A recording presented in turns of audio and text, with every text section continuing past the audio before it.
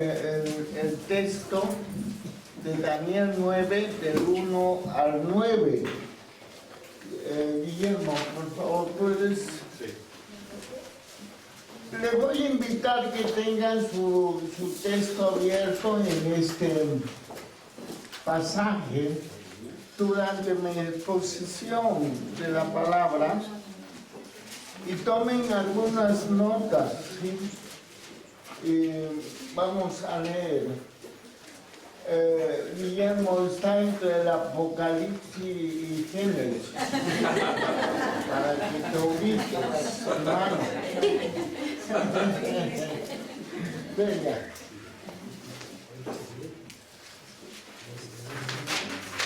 En el año primero de Darío, hijo de Asuero, de la nación de los Medos, que vino a ser rey sobre el reino de los caldeos, en el año primero de su reinado, yo, Daniel, miré atentamente en los libros el número de los años de que habló Jehová al profeta Jeremías, que habían de cumplirse las desolaciones de Jerusalén en 70 años. Y volví mi rostro a Dios el Señor, buscándole en oración y ruego, en ayuno, cilicio y ceniza. Y oré a Jehová mi Dios e hice confesión diciendo: ahora, Señor, Dios grande, digno de ser temido, que guardas el pacto y la misericordia con los que te aman y guardan tus mandamientos, hemos pecado, hemos cometido iniquidad, hemos hecho impíamente y hemos sido rebeldes, y nos hemos apartado de tus mandamientos y de tus ordenanzas. No hemos obedecido a tus siervos los profetas, que en tu nombre hablaron a nuestros reyes, a nuestros príncipes, a nuestros padres y a todo el pueblo de la tierra. Tuya es, Señor, la justicia y nuestra la confusión de rostro, como en el día de hoy lleva todo hombre de Judá, los moradores de Jerusalén y todo Israel, los de cerca y los de lejos, en todas las tierras a donde los has echado a causa de su rebelión con que se rebelaron contra ti. Oh Jehová, nuestra es la confusión de rostro de nuestros reyes, de nuestros príncipes y de nuestros padres, porque contra ti pecamos. De Jehová nuestro Dios es el tener misericordia y el perdonar, aunque contra él nos hemos rebelado. Nos acercamos a tu palabra, Señor, en esta noche, este día estratégico, Señor, un ministerio tan importante, Señor, para el sostenimiento del avance de tu obra en esta nación. Señor, ayúdanos. Esa obra preciosa, didáctica de tu Espíritu, en el corazón dispuesto, Señor, a recibir iluminación, entendimiento en tu palabra, entendimiento que produce fe en nosotros, Padre, y ayúdanos a comprender. Asísteme también a mí nuevamente, Señor, para poder articular la palabra en una forma que sea clara y pertinente a mis hermanos. En Cristo. Amén. Amén. Hice algunas notas de este pasaje donde pues les invito a la luz de este pasaje a analizar la oración de Daniel y percibir los aspectos que le hacen un gran modelo de intercesión eficaz. De hecho, muchos en Israel oraban en los tiempos de Daniel, sobre todo en el trasfondo del sufrimiento de un cautiverio. Había mucho dolor. Algunos profetas nos hablan de este trasfondo, pero es Daniel que se registra como el gran intercesor de ese tiempo. Dios usa a Daniel para traer nueva realidad en su pueblo. Recordamos, su vida se vio gravemente perturbada desde la niñez. Fue llevado con el pueblo, este pueblo que se sometió a la voluntad de Dios. Algunos profetas comenzaron a decir, como Jeremías, que era necesario la sujeción a la vara de corrección de Jehová. Y otro pueblo se rebeló, se quiso quedar y no sujetar a esa vara que era a través del pueblo babilonio. Y este joven fue sujeto y en medio de esta realidad. Su vida de joven resultó pésima por este cautiverio. Este da una formación como un hombre que va a ser un profeta intercesor en tiempos de la cautividad. ¿Cuáles aspectos definen la oración de Daniel para ser modelo a nosotros? En primero, la oración de Daniel se sustenta en una palabra profética. Es el primer aspecto que quiero rescatar. Una intercesión se forma en el sufrimiento, como decía anoche, como Daniel. 70 años después de una cautividad, Daniel lee una profecía. Le mueve a buscar respuesta de Dios. Observamos versículo 1 y 2, se cumple en el año primero de Daniel, hijo del suelo de la nación de los Medos, que vino a ser rey sobre el rey de los caldeos, en el año primero de su reinado. Yo, Daniel, miré atentamente en los libros el número de los años que habló Jehová al profeta Jeremías. Se actualiza la palabra profética del profeta de su niñez. Se actualiza en él, le mueve. Es interesante, él seguramente estaba buscando revelación en la palabra de Dios en medio de sus circunstancias de sufrimiento, y llega en un momento en que le asalta un dato de la revelado. Los años de cautiverio, según el profeta Jeremías, se ha cumplido. Y es esa palabra que lo habilita a buscar. Pero mire, intégrele en el trasfondo. La intercesión o los intercesores que Dios siempre andan buscando son intercesores que se forman en el sufrimiento del pueblo, en la integración ante el desafío que tienen en el pueblo.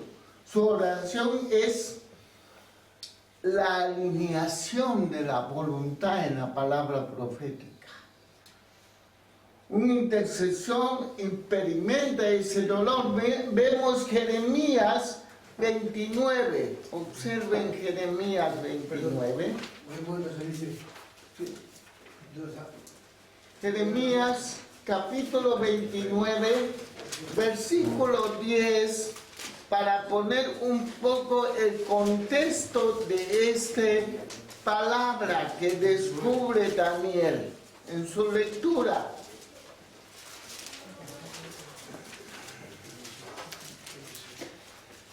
29, versículo 10 al 14. Dice, porque así dijo Jehová, cuando en Babilonia se cumplan los 70 años, yo visitaré. Y despertaré sobre vosotros mi buena palabra para hacer volver a este lugar. Porque yo sé los pensamientos que tengo acerca de vosotros, dice Jehová, pensamientos de paz y no de mal, para daros el fin que esperéis. Entonces, observe lo que la profecía, para que se cumpla esta profecía, Dios va a mover la intercesión. Entonces me invocaréis y vendréis y oraréis a mí y yo os oiré. Y me buscaréis y me hallaréis, porque me busquéis de todo vuestro corazón, y seré hallado por vosotros. Esto está leyendo este joven en su realidad contextual. Es muy importante entender. Los intercesores son personas que viven primero su realidad, tratan de entender, aunque sea un desafío, como el desafío de un cautiverio. Y seré hallado por vosotros, dice Jehová, y haré volver vuestra cautividad, y os reuniré de todas las naciones y de todo lugar donde os alojé, dice Jehová, y os haré volver al lugar de donde los hice llevar. Es ahí donde Daniel encuentra una coyuntura histórica. Cuando los medos derrotan los babilonios, Daniel es movido a interceder. Tiempo de oportunidad, entendimiento de los tiempos, búsqueda en medio de una realidad contextual. Entiende su tiempo a la luz de este profeta. El cambio podría darse en este momento. Y Daniel es movido, pero de la realidad que produce el Barak de Dios, la palabra autorizada, la palabra creativa en el corazón, empieza como siempre empieza, en un espíritu, en su espíritu, en un individuo. La realidad que va a traspasar a todo un pueblo empieza en un hombre que encuentra a Jehová dispuesto y entendido de sus tiempos. Sí, Señor. Discerniendo la coyuntura, no dejándose llevar por la apariencia de que esta realidad cruel es todo lo que hay. Él va a su Dios, al Dios de sus padres. Él va al registro de los libros, conserva la revelación, y en este momento donde hay un cambio del poder del Estado, vuelve a él y encuentra que se ha cumplido el tiempo. La profecía le empuja. Siempre la profecía es táctica de Dios, hermano, dentro de una intercesión. La Biblia, la revelación general, toda la revelación es estrategia de Dios para conformar el pueblo a su voluntad, pero la profecía siempre tiene el carácter de ser táctica para la conquista de nuevas realidades en el pueblo de Dios. Es la palabra profética que mueve la intercesión eficaz, no es el deseo de Daniel. Por más carga que tenía este joven, es la palabra de Dios que despierta, que le lleva a hacer la oración que él hace. La oración de Daniel se sustenta, aparte de la palabra, en una humillación. ¿Ves? El versículo 3 dice que, dice de Daniel, el versículo que hizo que ayuno. Que hizo ayuno. Se llegó con ayuno, inmediatamente le llevó la revelación a la humillación. En el Antiguo se define aflicción de espíritu como ayuno. Ese es el ayuno a la luz del Antiguo Testamento. Es una aflicción del alma. Es una aflicción del alma.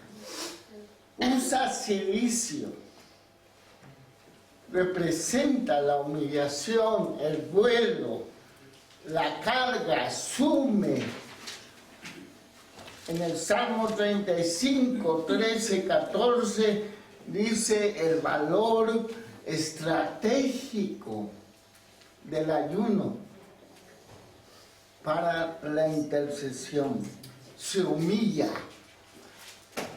inmediatamente.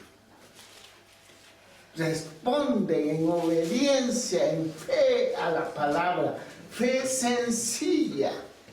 Es complicado. Ve, el tiempo se ha cumplido, pero no estamos viviendo esa realidad de la profecía. Y entonces, pero dentro de la profecía que leímos hay una realidad. Debe haber una condición. ¿Cuál es? Intercesores en la tierra.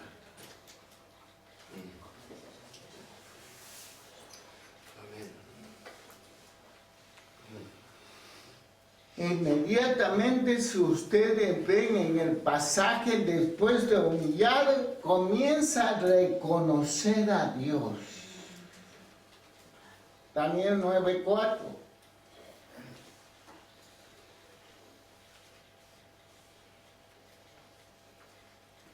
Las grandes oraciones intercesoras que se registra en toda la Biblia, siempre tenemos este elemento. Es el hombre que empieza a reconocer en la tierra quién es Dios. La adoración, que es más que palabras, por supuesto, es actitud, es quebrantamiento, es donación, es pobreza delante del rico. El amor es la adoración suprema del que cree. Daniel muestra la falta de amor de este pueblo. Vamos a leer Daniel 5. Hemos pecado. Ahí está la falta de amor, la falta de adoración al Señor. Hemos pecado, hemos cometido iniquidad, hemos hecho impíamente y hemos sido rebeldes y nos hemos apartado de tus mandamientos y de tus ordenanzas. Sabemos ya todos el valor de la identificación. Pero no se identifica por la confesión solamente por la palabra, sino por la humillación que produce. Tenemos que volver a reconsiderar en medio de una teología que ha enfatizado la individualidad. Tenemos que reconocer el valor que tenemos delante de Dios, la vida comunitaria. Hay pecados individuales, sí, hay pecados, inmoralidades individuales, pero nos descuidamos terriblemente los pecados estructurales comunitarios. Eso no los confesamos, es más, los santificamos. He oído que dice, es que aquí hacemos las cosas así, pero es pecado, hermano. Sí, pero es cultura. ¿Sí? Por ser cultura lo vas a santificar cuando es un pecado. La arrogancia es un pecado. La competencia es un pecado. La envidia es un pecado. Aunque se haga aquí así, sigue siendo pecado. La cultura no tiene poder para ponerlo a la altura de una verdad. ¿Entienden? ¿Sí me explico? Hay pecados comunitarios que tenemos que asumir y cargar y llevar en humillación y reconocer nuestras faltas de amor a Dios.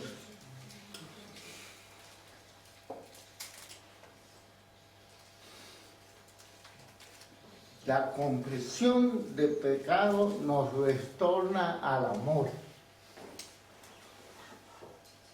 y así a la adoración. Homologeo, decían los autores del Nuevo Testamento. Homologeo, homologar. De ahí viene nuestra palabra. Confesar es tener la misma palabra. Hemos pecado.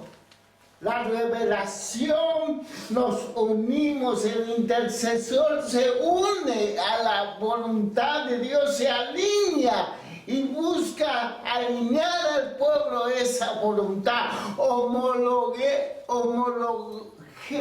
la palabra. Hemos pecado.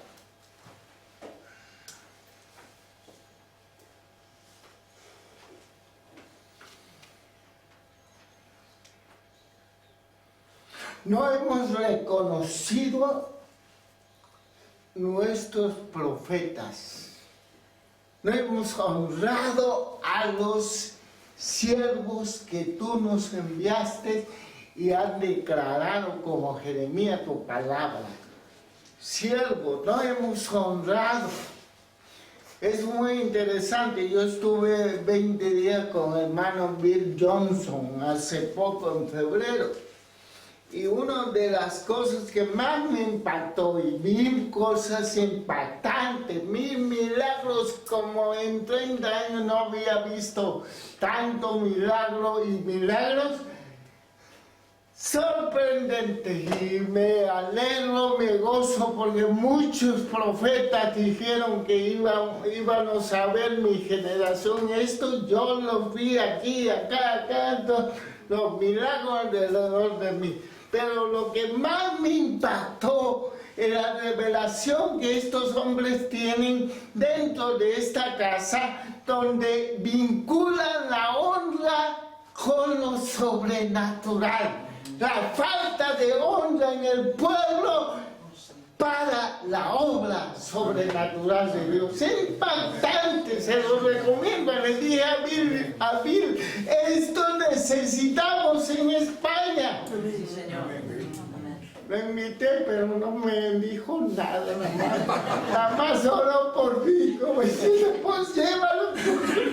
No, pero de veras, es que, hermano, la mera verdad, yo no sé si usted, pero yo soy muy débil, muy sensible, muy sentimentalote. A veces digo, Señor, ¿por qué me llamaste a España en un pueblo de tíos duros? Yo no soy duro, de veras, nunca lo he sido y nunca lo seré. De veras me siento. Pero ¿cómo hay deshonra? No sé a mí, unos a otros. Entre nosotros,